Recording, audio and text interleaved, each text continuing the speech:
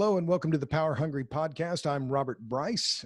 This is a podcast where we talk about energy, power, innovation, and politics. And my guest today is Meredith Angwin, the author of a new book, brand new book called Shorting the Grid, The Hidden Fragility of Our Electric Grid. Meredith, welcome to the Power Hungry Podcast. Very happy to be here, Robert. Thank you for inviting me. Yes, absolutely. So one of my traditions on this, and I could give you a longer introduction. I know you've had a career at the Electric Power Research Institute, but I prefer to let our guests, the guests on this podcast introduce themselves. So if you don't mind, tell us who you are. My name is Meredith Angwin, and I became a chemist, and I wanted to do some good things for the world. And so eventually I found myself working in renewable energy on pollution control and on corrosion control. After that, I switched. I was one of the first women project managers at the Electric Power Research Institute. Then I did the shocking thing, but I began to see the limitations of renewables. I thought renewable was my dream job. And I began seeing the limitations. Meanwhile, I began working on a corrosion problem with some people over in the nuclear group. I began to understand the positive parts of nuclear. And when a job opened within the nuclear group, I moved over into it. And since then, I've been working mostly on nuclear and then on writing in my semi-retirement here. Sure. So I guess that's basically it. Oh, I should add that when I was being a pro-nuclear, I became interested in how the grid was managed because I could not figure it out. It's not intuitive how the most of the areas of the grids are managed. And I became a part of the coordinating committee for our grid operators consumer liaison group. So there are 12 members of the coordinating committee, and we have meetings for, maybe 100, 150 people. But I was helping choose the speakers and the substance of those meetings, among other things. So then I decided to write Shorting the Grid. I think that's a quick version. Okay, good. Thank you. So this is book number 3, right? You've actually written 2 other books, one about Vermont Yankee and also how to talk about nuclear energy. Is that right? I don't have those titles right at hand. Well, the 3 books are, luckily, the first book is really a compendium. It's called Voices for Vermont Yankee. And what happened is I was at a hearing in front of our local PUC about Vermont Yankee, and I was so struck by the fact that the people who were speaking in favor of Vermont Yankee had so many varied reasons to be in favor. Some were working there, some worked for companies that needed steady and inexpensive power, like a plastics company. I mean, it was really some just like the clean air aspects of it, which is my thing. So I grabbed up their testimony. I went over to them and I said, can I have a copy of your testimony if you have it written down? And some of them had it, and I put that together in a book called Voices for Vermont Yankee. I'm really more the editor of that book than the writer of it. Sure. And then after that, I had people kept calling me about, well, what did you do when Vermont Yankee this and that? And how did you do it? And so forth. So I wrote this book, which is Campaigning for Clean Air, Strategies for Pro-Nuclear Advocacy, on how to be a nuclear advocate. And really, a lot of the book could be about how to be an advocate for anything. The first part of the book is what I call advocacy for the shy. That is things you can do by writing at your computer and so forth. I mean, I have been out on the streets with a placard. I've done that, but not everybody wants to. And you Sure. don't want to have the only people who are on your side are the people who are willing to really march down the street holding a sign. So, sure. So let me interrupt because I'm interested in those last 2 books, but I really want to jump to the importance of your new book because this is why those are there it is, Shorting the Grid. Which is a remarkable book, and it's one that reinforces my belief that the electricity business is maybe the single most complex with so many different actors, and you really brought together a lot of ideas that I hadn't thought about before. So tell me then, I mean, what's your main, why this book and why now? Why Shorting the Grid, and why does it matter today? Well, why it matters today is that as we begin talking about decarbonizing, you'll notice that with the exception of home heating with wood, all the decarbonizing is using electricity to do that. You know, batteries in cars, heat pumps for your home, all kinds of things. Substituting electricity for natural gas. That's one of the other big ideas that That's right. we're gonna substitute electricity for motor fuel in automobiles and substitute it for natural gas in home heating and industrial use. That's right. The idea is it will all be electricity. Well, you know, there's nothing wrong with that idea. The trouble is that right at this moment, the many areas of the country that are under the electricity is run by RTOs, which is regional transmission operators, who have gone way beyond just looking at transmission. It's becoming very fragile. They have 5-minute auctions. That's not exactly planning. They have, 5 minutes at a time.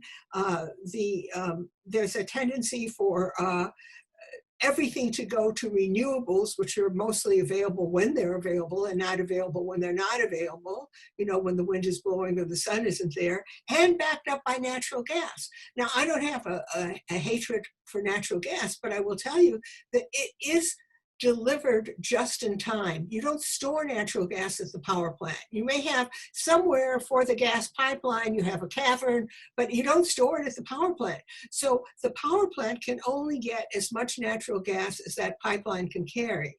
And in the winter in the northern states, especially, the pipelines have to provide for home heating first. Home heating has first call. Sure.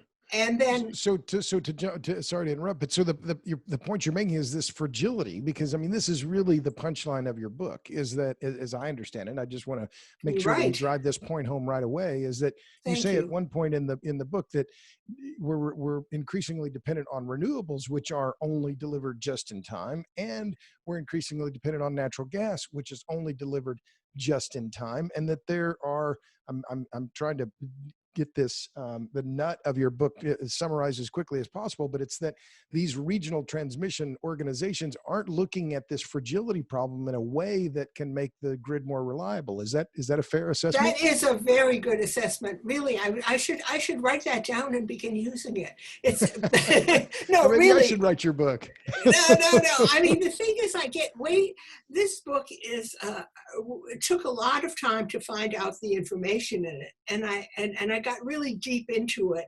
And, it has a glossary, for example. I mean, not all books have glossaries. I saw the glossary. And what I'm saying is that, unfortunately, I think it makes it harder for me to do the kind of excellent summary that you just did.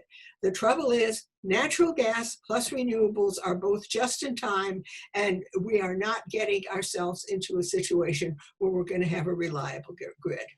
Well, so let me back up here a little bit, because I want to get to the nut of that, because to me it's really important what the message that you're putting out. And this isn't something, there are parts of your book that are technical, and you talk. I want to get you to talk about volt amperes reactive here. Oh no! Don't do that. Synchronous condensers. We're going to really geek out here, but. But one of the points I think that, as I've thought about and written about a little bit about the electric sector, the point that you make throughout is that we've gone from this vertically integrated utility model that really started with Edison and then continued on with Samuel Insull, where you have one company that owns the generation, they own the distribution, they own the transmission, and they're responsible for the entire end-to-end service to the customer. And that provided, it may have not been a perfect system, but it was reliable, and everybody knew who was responsible. And my takeaway from your book is you're saying that there are vast areas in the country that are under the control of these RTOs, regional transmission organizations, and they don't have reliability as their mandate. That's not their business. Instead, they're trying to coordinate a whole bunch of different players, and that you're pointing out that, well, they may be trying to do that, but that's not necessarily in the best interest of the customer. Is that a fair assessment? That is a very fair assessment. The RTOs have begun doing all these things in terms of auctions. And I'm sorry, I just want to interrupt. So RTOs, so it's PJM, that's one of them? PJM is one of them. ISO New England is another one. ERCOT in Texas is another one. MISO in the Mid-Atlantic, and then you have the New York Independent System Operator and the California Independent System Operator, which are called ISOs, but they're really, as you point out, RTOs, without getting too many acronyms here in one paragraph. You see why I needed a glossary. You see why I needed a glossary. Yes, that's right. And the thing is that they try to provide some reliability, but they can't. What I mean by that is, let's say you look at a state. For example, let's look at the state of Washington State. It is not an RTO.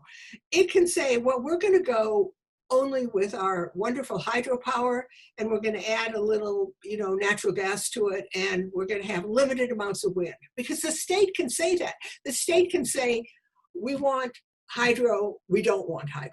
The state can say, we want nuclear, we don't want any new nuclear. States can make decisions at that level.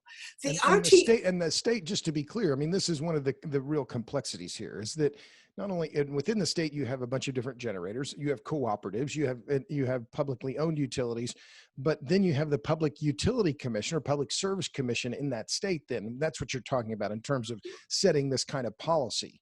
That's right. Well, sometimes the legislatures will set some policy like, we're going to phase out coal, or, whatever. Mandate renewables. Or mandate renewables. But basically, the buck really stops at the utilities and the PUC. And if the power becomes unreliable or too expensive, you know exactly who to look at. And as a matter of fact, it's the kind of thing like somebody said to me, well, I don't want to see any politics in electricity. And I said, no, you need the politics because you need somebody who's responsible for it. Somebody who you can say, vote that guy out of office. You see what's been happening to our grid since he got in there. Right now, whatever's happening to the grid, nobody's responsible for it. The RTO, well, we run the auctions and we do our best. The different generators, well, we're not responsible for being on all the time. We're just merchant generators. If we're on, we sell, and if we're not on, we don't sell. And then, the most responsible groups actually are the little distribution utilities in your neighborhood, because they really do try to keep the wires to your house going. Right. But in terms of generation and transmission and all the big things, all the big ways that things can go wrong, all the ways that rolling blackouts can come to your area, nobody's responsible for it. Hey, not my problem. So, and I think that was one of my main takeaways from your book, is you really underscore this crazy quilt of the electric grid in the United States, well, North America, because you also talk about Canada. But as I wrote in my latest book, that there's something like 3,000 different electricity providers in America. I mean, it's an incredibly complex system with thousands of actors. And you make a point about the generation on the grid is relatively simple. The politics around the grid are complicated. And Yes. It seems like they're only getting more complicated because electricity demand isn't growing, and you have new companies, new entrants, a lot of them pushing renewables, who are competing for in a market where that isn't growing. So that makes it makes this issue of the urgency of reliability, it seems even more obvious, because you've got a more people competing for a pie that isn't growing. Is that fair? Well, that is absolutely fair for right now. And you see, I totally, it's been flat in New England, it's flat in California, demand is flat all over the place. And so basically, if a new solar array goes in, that power is going to be substituted for some other kind of power. It's not going to be added for the growth. But the theory is, the theory that everybody's working on with is that load growth is coming. It's barreling down the pike at us. We're going to have so much electricity because we're going to be using electricity for home heating. We won't be using natural gas. We're going to be using electricity for industrial heat. We won't be using natural gas or oil or anything like that, or propane. We're going to plug our car in at night. We won't be using internal combustion engines anymore. And if you actually put all those sectors together and you say, that's the future of electricity, well, then demand will be growing. Unfortunately, the demand that's growing is going to have to be met by reliable power. And a combination of renewables and natural gas is just-in-time power. It's not reliable power. Well, I think that that's really a critical point, because this push for electric vehicles in particular is one that I've been watching, and I looked at the California market, and Southern California has estimated that electrifying transportation in the state would increase demand 130 or some odd terawatt hours. That's an increase of 50% just in California. I mean, these are major increases. And, right. And your point is that with this prospect of more reliance on the grid, is this your point? Is that we're looking at the prospect of increasing reliance on the grid that may not be as reliable as it should be? I would say that my point is mostly about the lack of reliability on the grid and how that is growing over time. That is, it is becoming less reliable as time goes on. If you Gotcha. project into the future 5 years, you get 23 scenarios done by a grid operator. They will be very careful to say these are only scenarios, they're not predictions. They do 23 of them, and in 19 there are rolling blackouts. Okay. And now here I'm gonna cut, because you're in Vermont. This is your particularly. I think you're talking about ISO New England. They've made Yes. these kinds of things where they say that we just don't have enough natural gas. We're gonna have to curtail supply, and that's a remarkable admission by a grid well, I'm starting to call them a grid operator, but they're not really grid operators, are they? Well, they are grid operators in the sense that they are. There's different facets to being a grid operator, and the ISOs are definitely what we call the balancing authority, and that means that they're the ones who say, predict tomorrow's load will be like this is how much it'll be, and we're going to ask XYZ plants to go on all the time, and JKL plants to be on during the high peak of the day when we have the most demand. So JKL plants? I'm just saying ABC, JKL. Oh, okay. Okay. I'm awfully sorry. I should be more careful. But in other words, we're going to have these 3 plants on all the time, and these other 3 plants will be going on at about 10 in the morning. Okay. Right. And they are the balancing authority that does that. And in that role, they are the grid operator. And the key there is that they're matching demand with generation. That's right. Okay, That's and right. this is where one of your, the favorite lines in your book, you talk about the production and consumption are always in balance in real time. That is the angelic miracle of the grid. That's a great line. So let me back up for just a minute, Meredith, because I just want to get a little bit more of you in one, why you care so much, but also there's one part in the first part of your book that I thought, okay, now if this were me, I would be trumpeting this. But you say, you're talking about when you were at the Electric Power Research Institute, you said, I worked on protecting underground electric equipment from thermal runaway. I am the co-inventor on a patent on this subject. For what that is worth, it seems to have gathered some citations, so maybe it was worth something. I have other patents on pollution control for fossil plants. So I have 0 patents. What are your patents?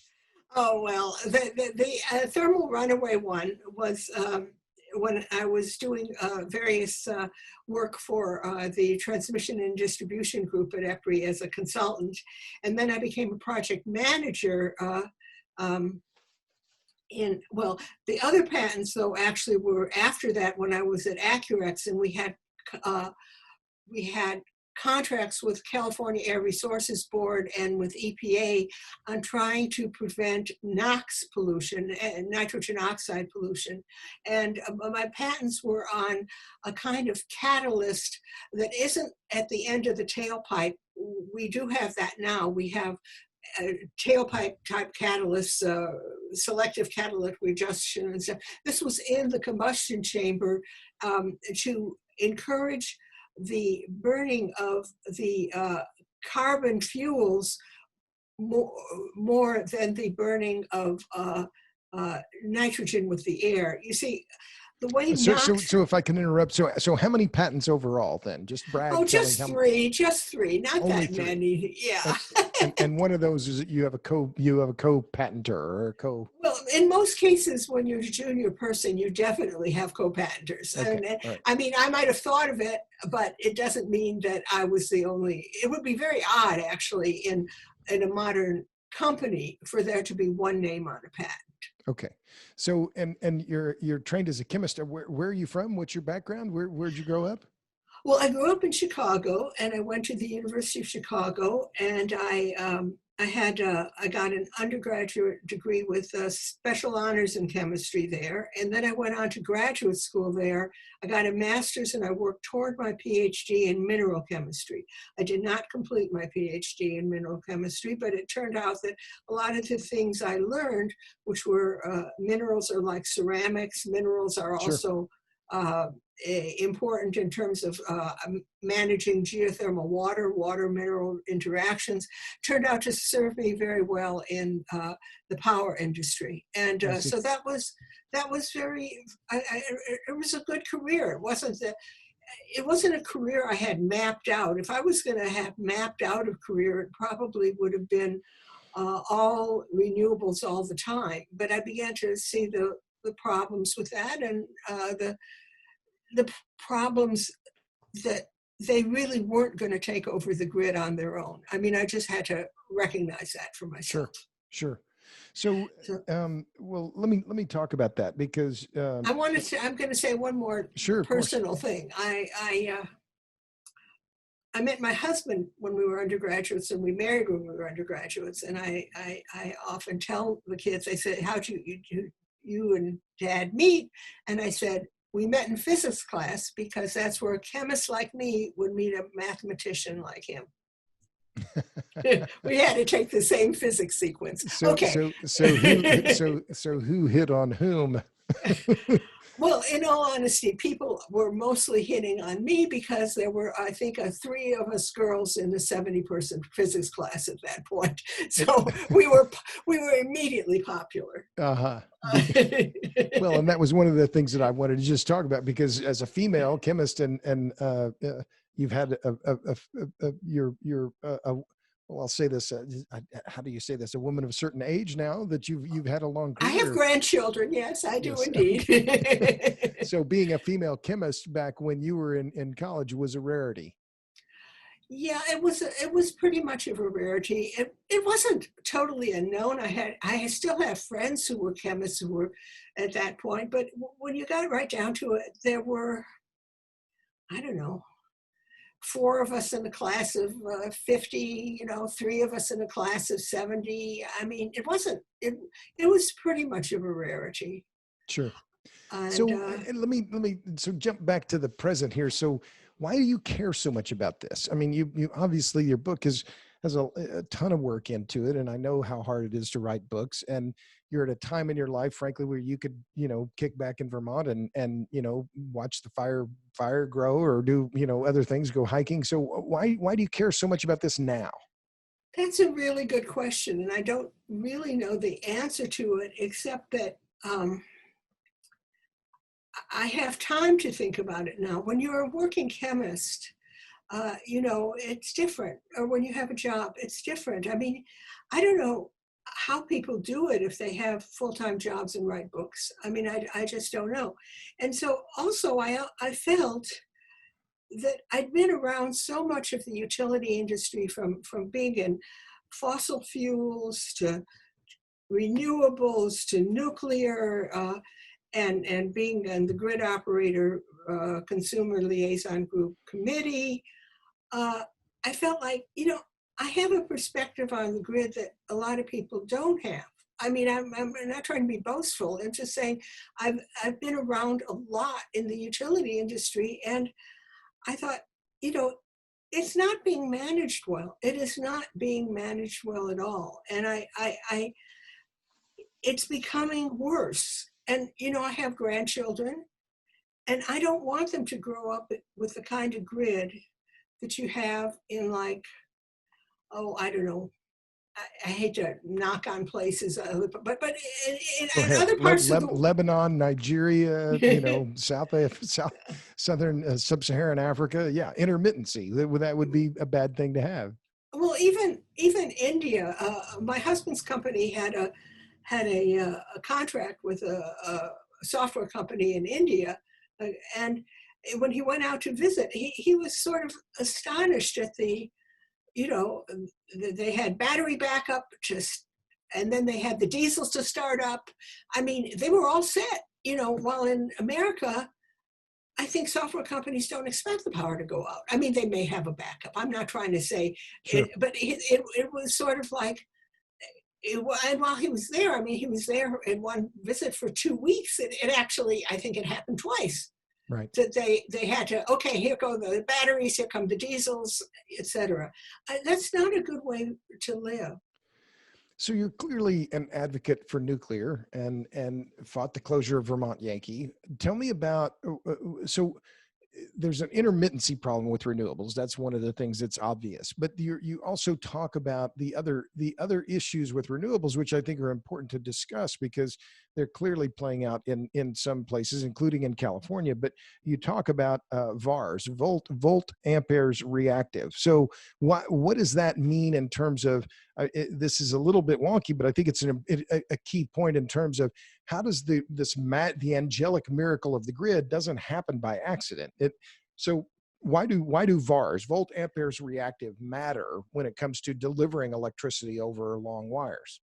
Well, what we have to do now is you have to get my friend Howard Schaefer here, who's an electrical engineer, and he can really give the answer to that. But the answer that I would give for this is the following: when you have electricity, AC power, it's going between positive and negative. Positive and negative is a sine wave, but there's actually what's called an imaginary part of it. And you say, well, who needs this imaginary part? Well, the thing is, if you don't have that imaginary part, it doesn't operate well. And so one of the things that happens is let's look at a traditional power plant, and that could be a gas turbine, it could be a steam turbine, it could be a hydro plant. You've got a generator spinning there, and everybody knows exactly how the generators make VARs and how to balance VARs on the grid, because you not only have to balance demand and supply, you also have to keep the VARs in line, or it'll go back on some of the generators and hurt them, and it'll be just a bad thing. So you have to keep the VARs in line. Well, fine, you've got the VARs coming off the spinning machinery. Well, let's say you have a wind turbine or a photovoltaic. Both the wind turbine is spinning, but it's spinning at who knows what speed. You don't take the speed it's spinning and try and put that on the grid. You take the wind turbine's alternating current output, you turn it into direct current, and then you take an inverter to the direct current and put that on the grid. So you've got a direct current. Just to be clear, so the solar and wind are producing in direct current, and that needs to be converted into alternating current. That's correct. Okay. That's correct. I think you maybe just switched them. So anyway, you're going from direct current, which doesn't have a sine wave, to alternating current, which does have a sine wave. Right, but you're doing it with an inverter, not with spinning electrical equipment, and that has a different effect on the VARs. And so the thing is that you can't assume that this power is equivalent to that power, because the VARs might be different. So if you turned off a gas turbine and you turned on a wind turbine, it might be a mismatch even if it's exactly the same amount of power. Now, what So they do. and the issue there is that you need something to synchronize those different systems, right? So That's right. that's where this issue of synchronous generators comes up, where you have to be able to bring this direct current supply into harmony, I guess, with the alternating current. Is that a fair That's way to correct. summarize it? That's correct. And the example I give in my book is the Kingdom Community Wind Project, which they were very eager to get it up. And they got it up and they got it connected, but they didn't get the synchronous condensers connected. So some of the time, the grid operator said, no, we can't deal with that right now. And they curtailed the program, wind output, because it couldn't be matched. So eventually, Kingdom Community Wind invested another $10 million in synchronous condensers and put that at the wind turbines are up on the hill. The synchronous condensers are down by the substation. But at any rate, they are devoted to keeping the wind turbine output in congruity with the grid. And I just feel that since some wind turbines and solar installations don't necessarily set up well, as I say, Kingdom Community Wind was connected before it bought the synchronous condensers. So what I'm saying is that the idea is that we're just going to put them on really fast. Well, you gotta make sure that they've got their synchronous condensers, or if they don't, that there are not too many places that don't have the synchronous condensers. I just wanted to make it clear that just when we can hook up 100% renewables to the grid is not just a matter of just, hey, they plug them in. There's no problem. Go ahead, do it. You also have to do a lot of matching. Well, so that's one of the things that one of the questions I had. So, well, I'll get to the second part of this first, but so why are renewables? You've spent your career in this business looking at these issues. You started very much pro-renewable because that was the fashion, right? And then you became pro-nuclear. Why are renewables still today so popular in the court of public opinion? I mean, we've heard Joe Biden and Democratic candidates. I'm not saying this as a partisan issue. This is just an observation that they come out to almost 100%. Oh, we need the 100% renewables. This is the only way forward. This is what we must do. Why are renewables so attractive in the minds of so many people? Well, they've gotten themselves into a situation that we call motherhood, and I would call motherhood and apple pie. How could you be against it? How could you be against it? I mean, but they have many appealing qualities. For example, you don't have to mine the wind. I mean, you have to build the wind turbine, but there are not 100 car unit trains of coal coming out to that wind turbine, and people notice this, So that's one of the reasons I liked renewables, is that for many renewables, the entire power cycle takes place at one place. The fuel is there, the generator is there, and the only thing that leaves is electricity. I mean, I don't think other people like them for that particular reason necessarily, but I think that they have this aura of being pure, not having all this dirty oil and dirty coal and frack natural gas, and goodness knows uranium is even more dangerous, sort of thing. The idea is that everything else has this impurity attached to it. Uh-huh. I mean, and when people begin talking about renewables being a religion, I think that's part of it, that other things are impure and renewables are pure.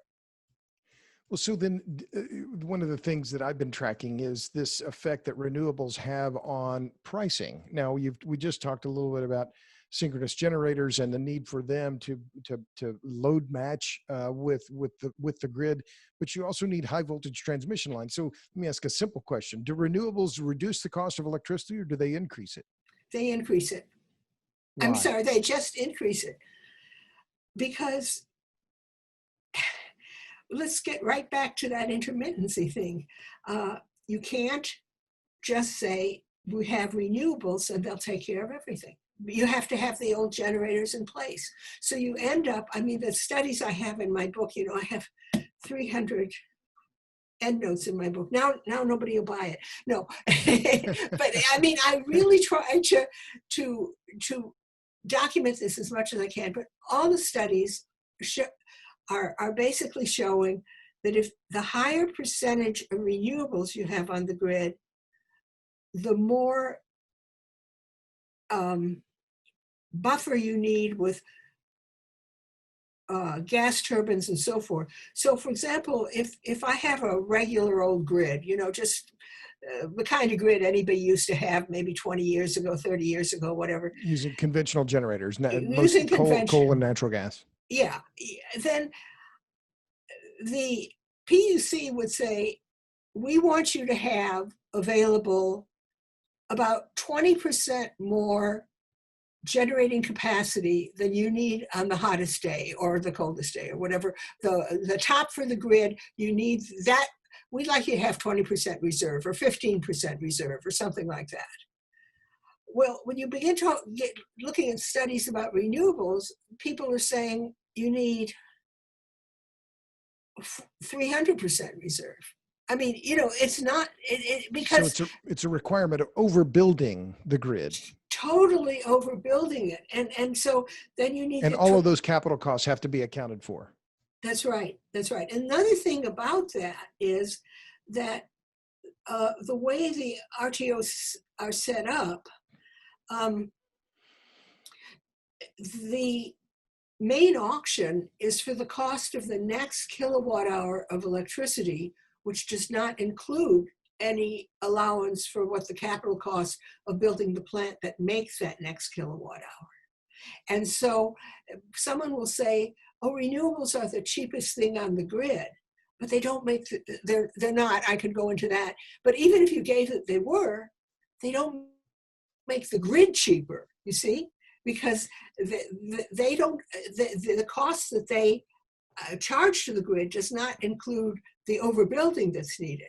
It doesn't include. This is a key point, if I can interrupt, because as I've thought about this, and I've thought about it a fair amount, is that the entire history of the utility business, and it's just like I think it would be any other business, whether you're building a auto factory or anything else, that the size of the generation plant was always designed to meet the demand and not a skosh more. You wanted just the minimum amount of stuff in order to meet your customer's demand. And that seems to be now that whole logic has been turned on its head, in that the idea is, oh, well, we need to build a whole bunch more than we would need at any one time, because at any one time, some of it might not be available, or we're going to need a lot more because we're going to have to charge batteries or something on that order. That is absolutely the case. I mean, the grid operator wouldn't say just meet demand. He would say meet demand with a 10 to 20% buffer. Okay? Just in case. Just in case there's a major plant that's out while you are having a heat wave. Maybe a major plant had to go offline for a problem and you have a heat wave, so you got your 15% buffer.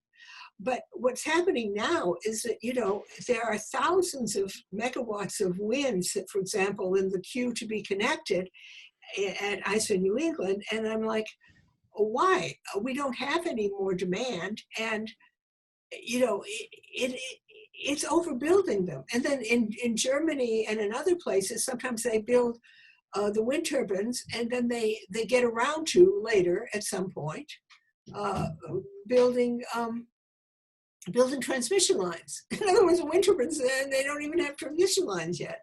It's really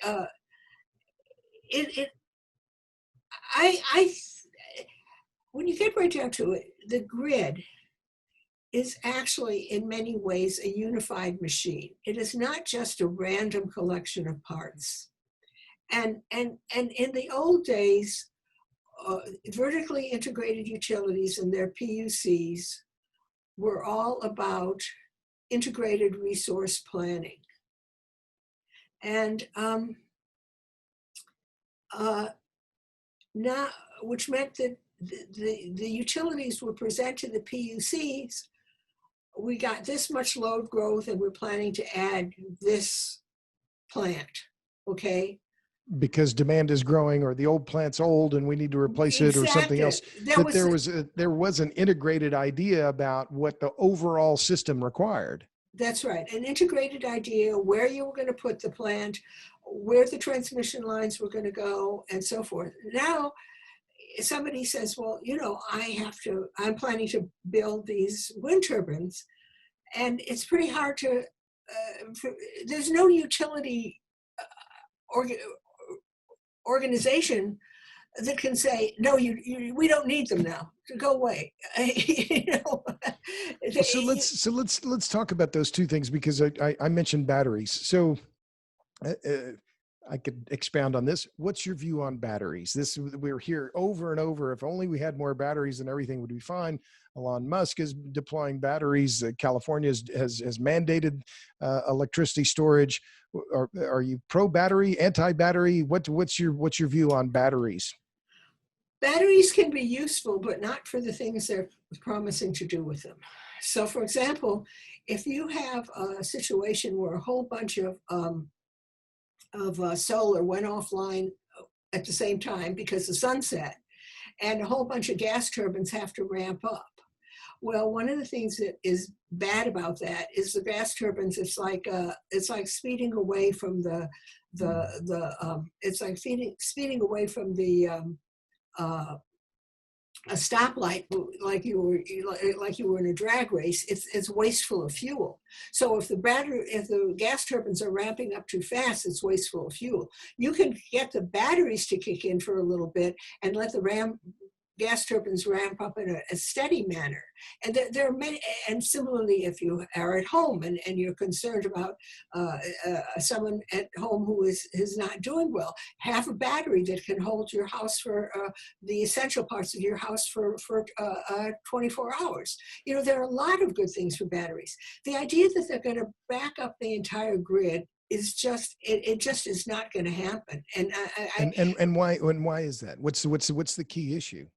Well, the key issue is that it takes too much money and too much material to back up an entire grid. When you look so copper, lithium, cobalt, those things. Those things.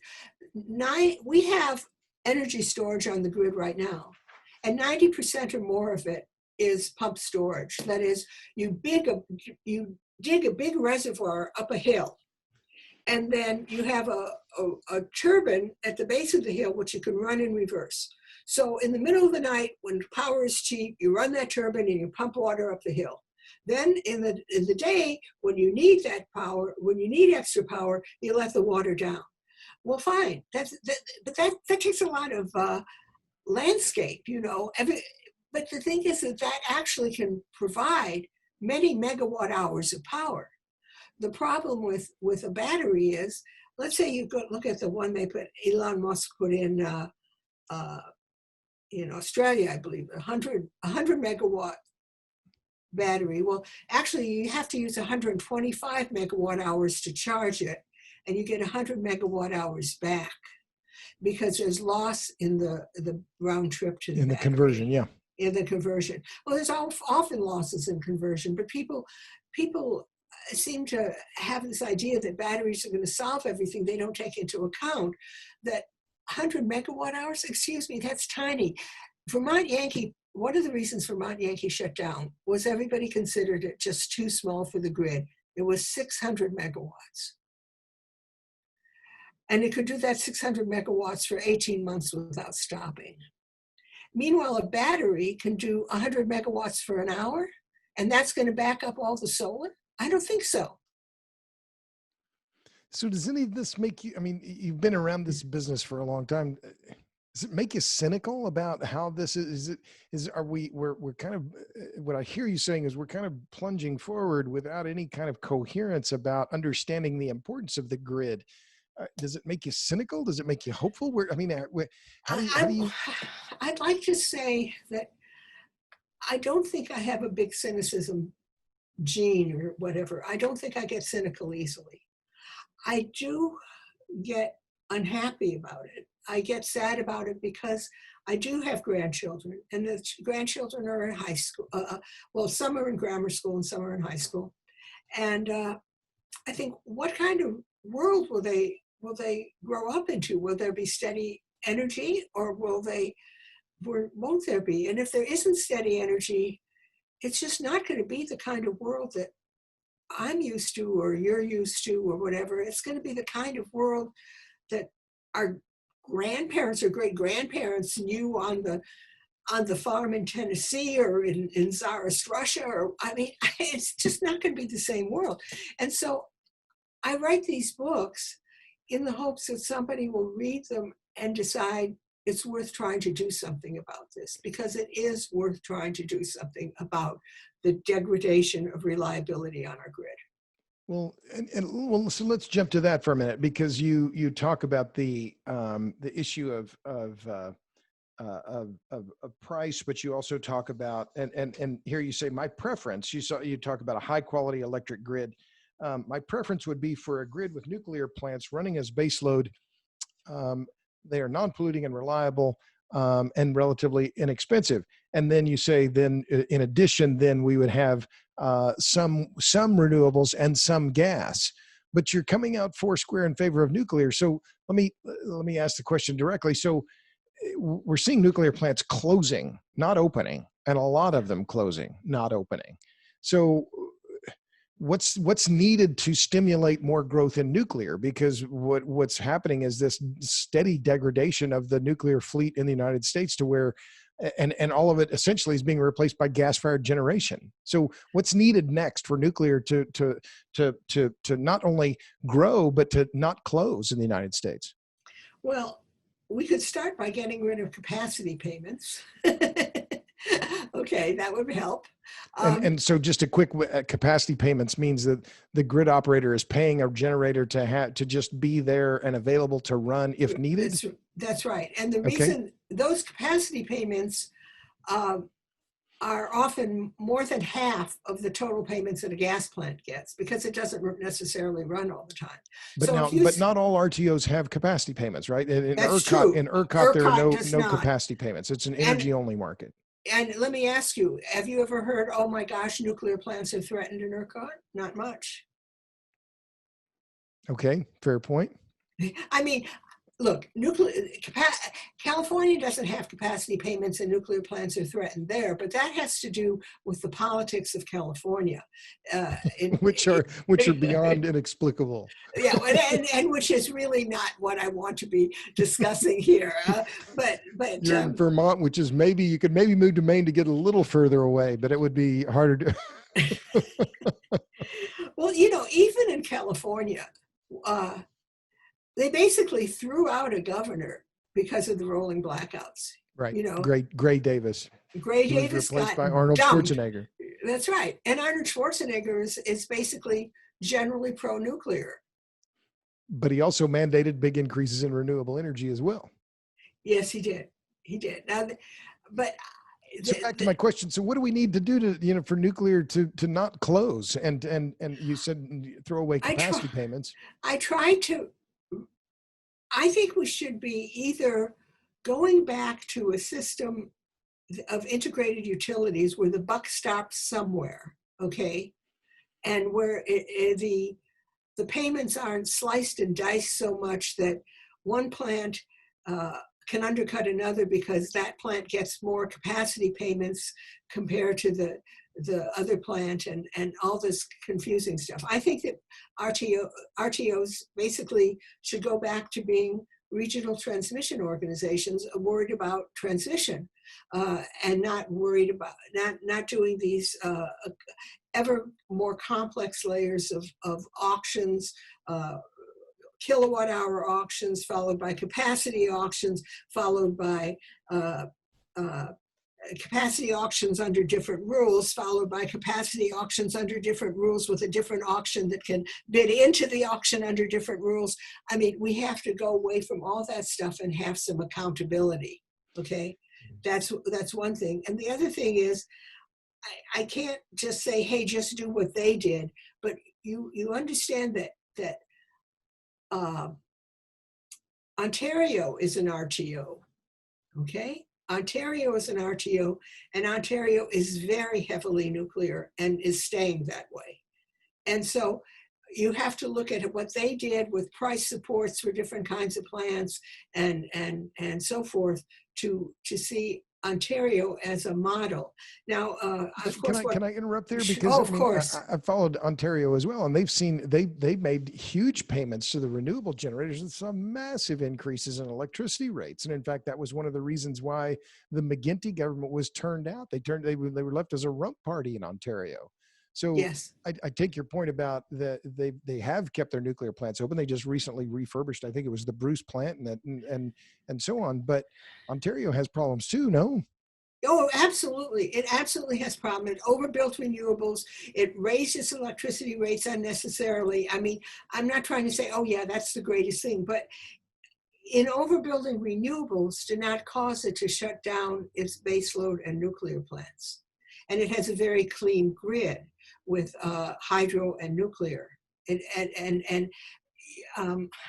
I guess the thing is that people imagine that for reliability, you're going to have a dirty grid. You know, you're going to have a lot of oil or coal or gas, or and you don't. Ontario is the example of that.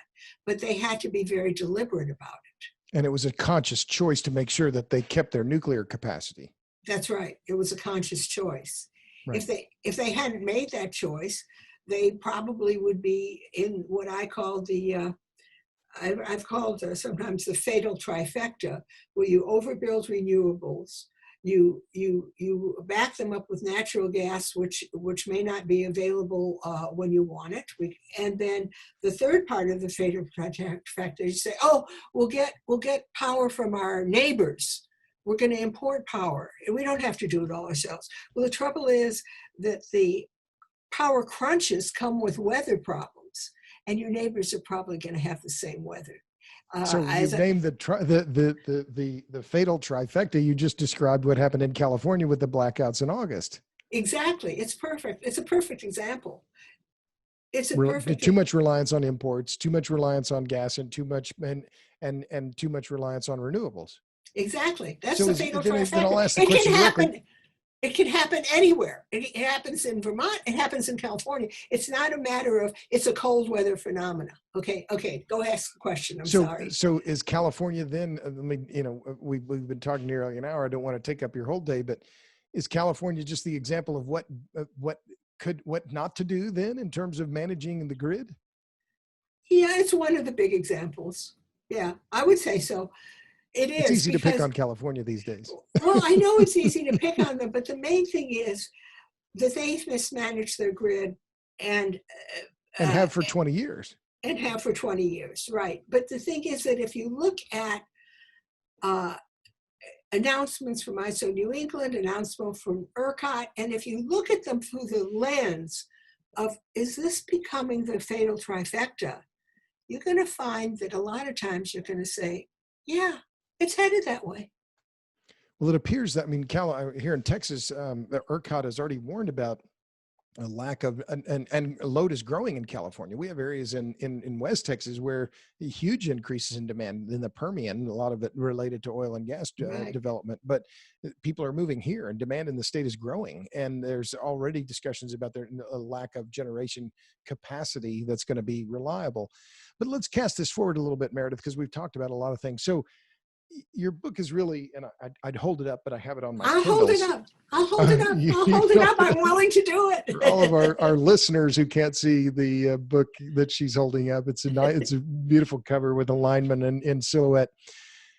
But your book is a warning, and then you end with a call to arms, and you have a section called "What Can We Do?" And you say, subscribe to Utility Dive. You say, to get active at your local, go to your local state PUC meetings, Public Utility Commission. Your Public Utility Commission should announce these meetings on their website. So you're encouraging people to, as you say, we must take the grid away from the insiders, or our children may be outsiders in some very unpleasant ways. So you're saying that you're asking people to be more like you, to get active and go to these meetings because it matters. Is that a fair assessment? That's a fair assessment, but and I think that's worth doing. The thing is, people don't even know that this is something that can be done. I mean, most people, somebody might walk around a nuclear plant saying, save this nuclear plant, and somebody else might walk around the nuclear plant saying, shut this nuclear plant down. But nobody seems to know that there are grid level decisions being made, and they should be taking an active role in those decisions, trying to influence those decisions. So yeah, I think so. The other thing is that you can listen. If some politician is speaking and you're going to vote for A or you're going to vote for B, and you hear one guy talking and you think, oh, he's just buying into the fatal trifecta. He's heading us there. You might vote for the other one. So I guess and you might also write a letter to the editor or something, but I don't want to put the burden that somebody's got to be just like me in order to make a difference. But I do think people have to at least pay attention and be willing to understand where the slide is happening, where the bad things are happening, and be willing to at least write a letter or vote for somebody who's not in favor of that or whatever.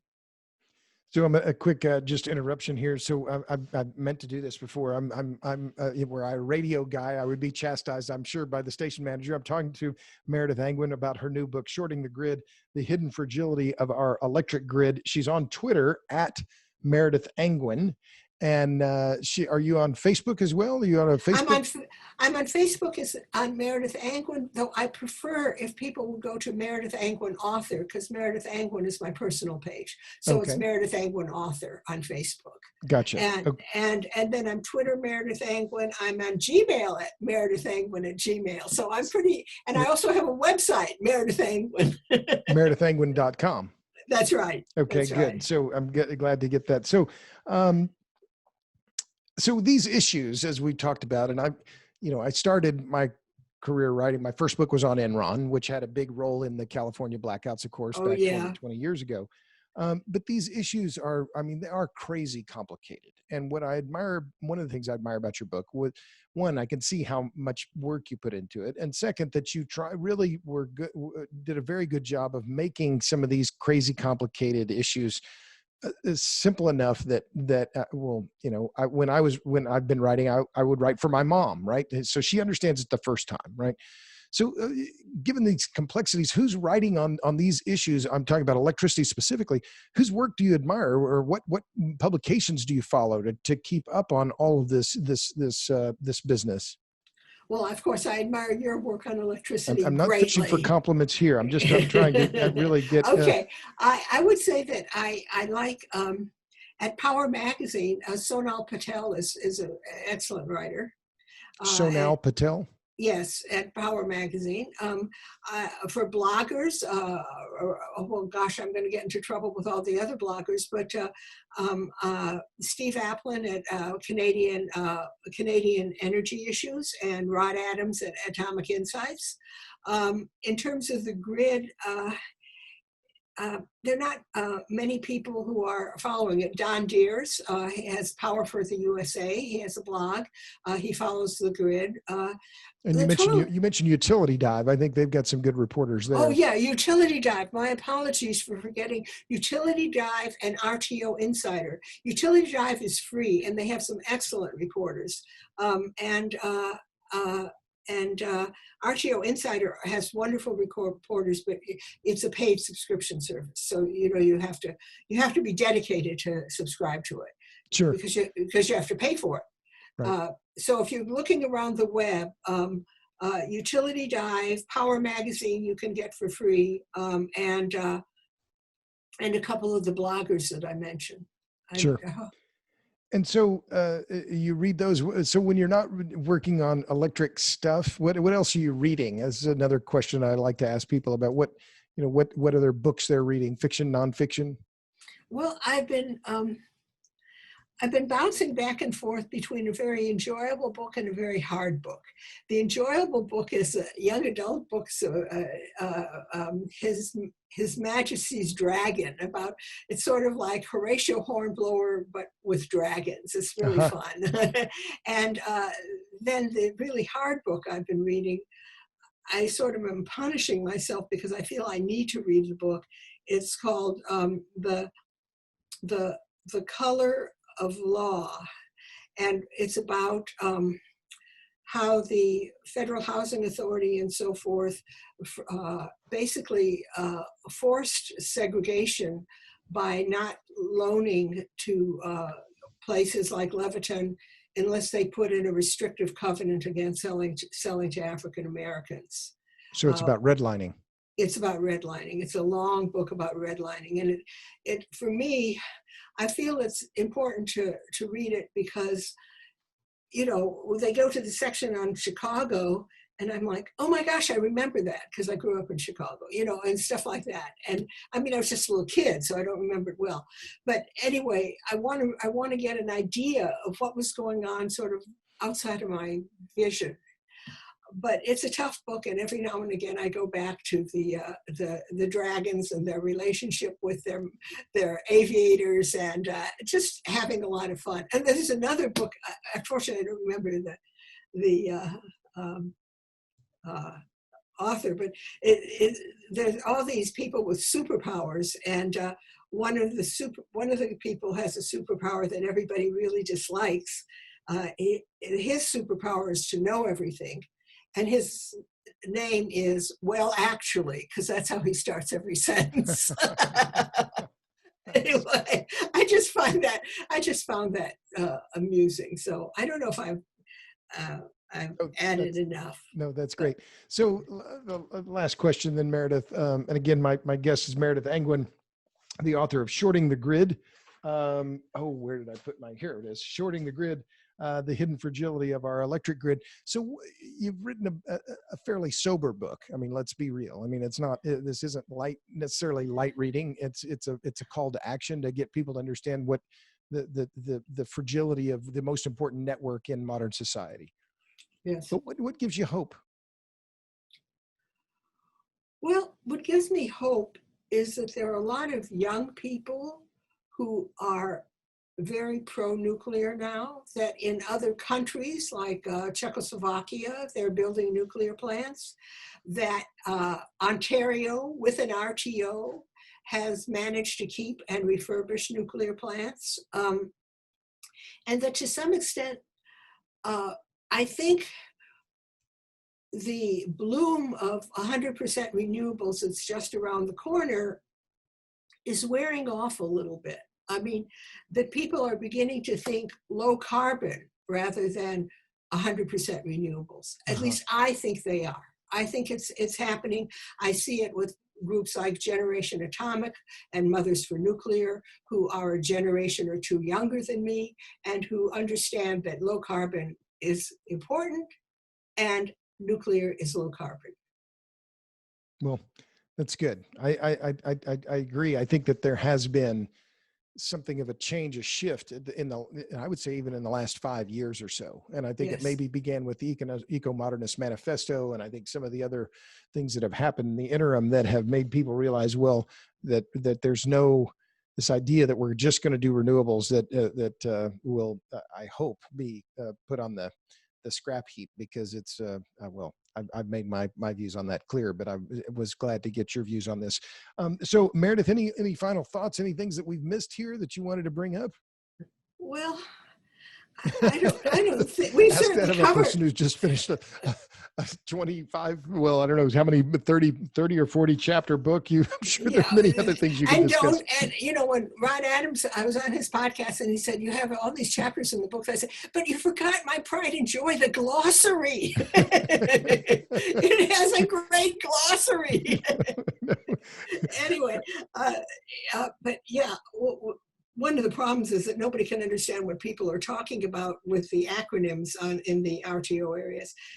I would say that try to be aware of what's going on in your area. I think that's it.